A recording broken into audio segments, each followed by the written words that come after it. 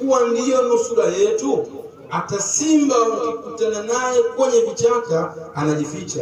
Mtoto wako anamjua Mtume? Je, uliwahi kumuuliza mtoto wako amesoma nini madrasani? Au unakazana kumuuliza mtoto wako ameandika nini shuleni? Alhamdulillah, unapigania jambo zuri.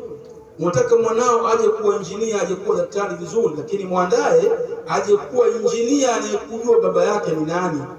Mwandae mwanao aje kuwa daktari anayejua thamani ya mama. La sivyo utaandaa injinia asiyemjua Mungu na Mtume na baba ndiyo kabisa. Andaa mazingira kwa watoto wako katika familia yako, mtoto ajue kwamba kumfanyia wema mzazi ni wajibu na si msaada. Leo hii watoto wanawafanyia msaada wazazi wao na analalamika, mimi baba yangu namsaidia sana. Ajui kwamba kumfanyia wema ni wajibu wa mtoto, yote kwa sababu